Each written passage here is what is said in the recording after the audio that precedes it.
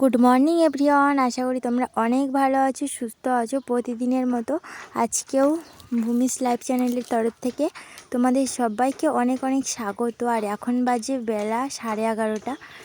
একটু রিলস বানাচ্ছিলাম মায়ের শাড়িটা পরে। আর এই শাড়িটাতে কেমন লাগছে সেটাও কমেন্ট করে জানাও। আর যা গরম পড়েছে, সেই গরমের চোটে না আর বেশি রিলস করা সম্ভব হয়নি। খুব গরম লাগছিল, ভাবছিলাম কখন খুলে দেব। তো অবশেষে একটু 2-4টে বানিয়ে নিয়ে এই যে ঘড়ি, গলার গজমতিটা সব কিছুই খুলে দিচ্ছি। প্রচণ্ড গরম, সব ঘড়িটাও পুরো পর্যন্ত ঘেমে গেছিলো, এতটা পরিমাণেই গরম। আর এখন আমি শাড়িটা চেঞ্জ করে নিয়ে এখন যাব স্নান করতে। ততক্ষণে তোমরা সাথে থেকো আর ভিডিওটা অবশ্যই দেখতে থাকো, স্কিপ না করে।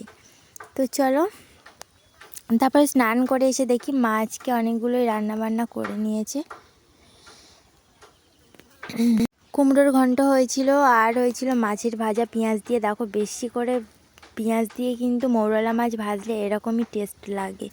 তারপর লেবু কটাও কেটে নিয়েছে, আর এখানে শাক ভাজাও করে নিয়েছিল। আর এই যে অবশেষে কুমড়োর তরকারি। তো এবার আমরা খেয়ে নেব। আর এখন বাজে বেলা 12টা।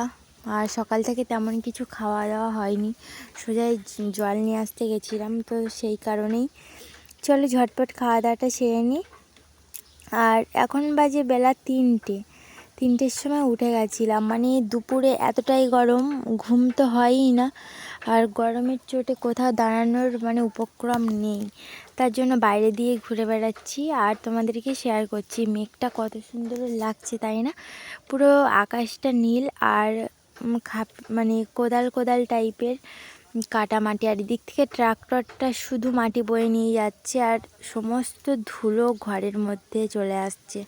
এতটাই ধুলো, রাস্তা থেকে কোথাও যেতেও ইচ্ছা করে না। দেখো সব ধুলোগুলো কিভাবে উড়ে উড়ে আসছে, ভীষণ ধুলো। আর রাস্তায় যখন যাই তোমাদের মাঝে মাঝে হয়তো শেয়ার করি, খুব ধুলো, মানে 2-3 ইঞ্চি পুরো এতটা করেই ধুলোর মানে স্তর বসে গেছে। আর গাড়ি তো এই 1-1.5 মাস টানাই যাচ্ছে, আমি যখন থেকে এসেছি সেই চৈত্র মাসের প্রথম থেকে, আর এই এখনও টানা 1-1.5 মাস এইভাবেই গাড়িতে করে মাটি বয়ে নিয়ে যাচ্ছে। আর মাঠের দিক থেকেই আসছে। আর এই গাছটাতে দেখো দুটোই আম হয়েছে, নিচের দিকে একটা, না সরি 3টে আম ছিল। এই ডালটায় 2টো আম ছিল, একটা আম পুকুরে দেখি পড়ে গেছে, খুঁজেই পাইনি। আর এই আমটা আর নিচে একটা, মোট 2টো আম হয়েছে এই গাছে, ভাবতে পারছো। আর দেখা যাক সামনের বছর কি হয়। কিন্তু গত বছর, গেল বছর যেটা, সে তখন একটাই আম হয়েছিল, এবছর 2টো পরপর বাড়ছে একটা করে। সামনের বছর হয়তো 3টেই হবে, না এবছর 3টে হয়েছিল, একটা পড়ে গেছে। তো যাই হোক, সামনের বছর দেখা যাবে মনে হয় 4টে হবে। খুব ধুলো আসছে, আমি বাড়ির দিকেই রওনা দিচ্ছি। দেখো সারাটা পুরো ধুলোই ধুলোই ধোঁয়াশা হয়ে গেছে পুরো। আর ইচ্ছে করে না কোথাও বেরোতে। দেখো কেমন পরিমাণে ধুলোটা আসে, পুরো আমাদের এই গ্রিল ধরে একদম ঘরের মধ্যেও চলে আসে কখনো কখনো। তার জন্য সারাক্ষণ ঘরে মানে কাপড় দেওয়া থাকে, না হলে দরজাটাই দেওয়া থাকে। আর মা দেখো এই চালগুলো কিনে নিয়ে এসেছে। আর এই চালগুলো পাওয়া যায় সবার বাড়িতে, কিন্তু কারো বাড়ির থেকে তেমন দেয় না। মানে এটা একটা পায়েসের জন্য হয়, তো ওই জন্য তো ব্রাহ্মণের বাড়ি থেকে কিনে নিয়ে এসেছে। এই চালগুলো কি হয়তো বুঝতেই পারছো, আতপ চাল। আর এগুলো আমার মেয়ের পায়েস খুব ভালোবাসে, তাই জন্য মা নিয়ে এসেছে কিনে। আর খুবই কম দামে ব্রাহ্মণদের বাড়িতে, ব্রাহ্মণরা পুজো করে। বাড়ির পাশেই কিছু মানে কটা বাড়ির পর আর কি ব্রাহ্মণের বাড়ি। তো ব্রাহ্মণের বাড়ি এইসব চাল বিক্রি হয়, গামছা, তারপরে কাপড়, মানে খুবই কম মূল্যে আর কি। তো সেইভাবেই একদম ফ্রেশ চাল আমার মা আবার নিয়ে এসে ঝেড়েছে, চালটাকে কুলোতে করে ঝেড়ে আর এই রোদে দিয়েছিল। আর আমি তোমাদের সেটাই শেয়ার করছিলাম। তারপর এদিকে এসে ঘরের মধ্যে দেখি ও এখন পায়েস খাচ্ছে একটু, মানে আমুল দুধ দিয়ে মা পায়েস বানিয়ে দিয়েছিল, ও ঘুম থেকে উঠে সেটাই টিফিন করছে। ও সারাক্ষণ শুধু মানে ঘোরা আর খাওয়া, পড়াশোনা তো করেই না এখানে এসে। আর যাই হোক, সন্ধ্যাবেলা দেখো তেলে পেঁয়াজ রসুন লঙ্কা সব দিয়ে দিয়েছি, ঠিক আছে। আর এখন কি কি রান্না হতে চলেছে অবশ্যই দেখতে পাবে। খুবই অল্প মাছ ছিল দুপুরের মৌরলা মাছ, সেটা দিয়েই দেখো কুমড়ো আলু সব একসাথেই দিয়ে দিয়েছি। আর এটা দিয়ে একটা ঘন্ট বানাবো, একদম মাখা মাখা ঘন্ট। তো তোমরা পুরো ভিডিওটা স্কিপ না করে দেখতে থাকো, আশা করি তোমাদের ভালো লাগবে। কদিন যে গরম পড়ছে আর কিছুই মানে বাজারেতে যাই না, সেই সোমবার বুধবার এলেই বাজারে যাওয়া হয় মাছ কিনতে। তো এইভাবে করেই নিরামিষের উপর দিয়ে যতটা পারে চলে যাচ্ছে দিনকাল। তো কুমড়োটা নামিয়ে নিই, তারপরে আমার মাও এখন গেছে প্রসাদ নিয়ে আসতে। দেখো ফাইনালি কুমড়োর তরকারিটা নামিয়েছি, কত সুন্দরভাবে লাগছে আর কি দেখতে, মানে খুব রিচ করে তো বানাইনি, আর আশা করি ভালো লাগবে, কারণ কাঁচা কুমড়ো তো এমনিই ভালো লাগে ঘন্ট করলে। আমার এক রিলেটিভ ঠাম্মার বাড়িতে মানে পুজো হচ্ছে, লক্ষ্মী পুজো, তো সেখানেই গেছে মা, আর আমি এদিকে রান্না বান্নাটা সেরে নিচ্ছি। আর আমার মেয়ে এখন আমার বাবার কাছে ওখানেই খেলা করছে।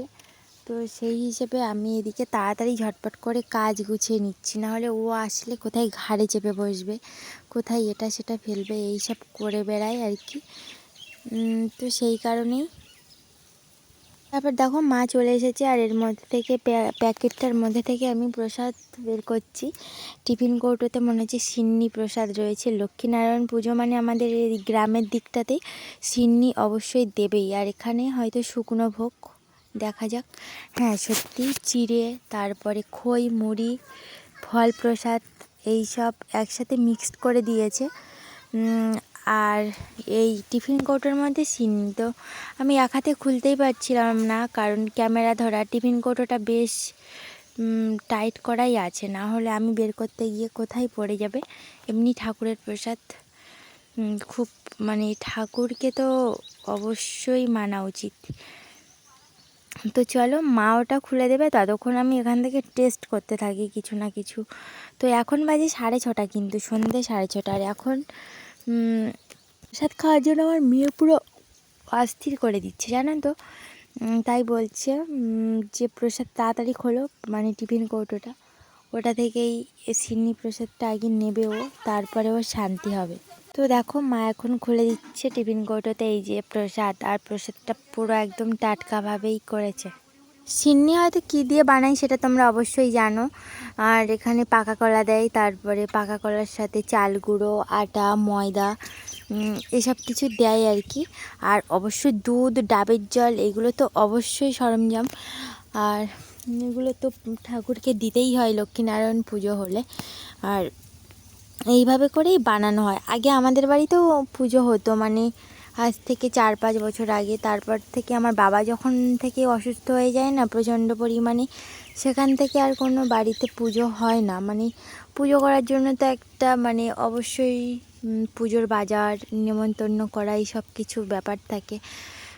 তো এই সমস্তর জন্য, আর শরীর খারাপ থাকলে সত্যি, শরীর যদি নিজের শরীরটাই না ঠিক থাকে তাহলে কোনো কিছুই ভালো লাগে না। তো সেইভাবেই বাবা যখন থেকে প্রচণ্ড পরিমাণে অসুস্থ হয়ে যায় না, সেখান থেকে আর কোনো কাজকর্ম হতো না সেইভাবে করেই।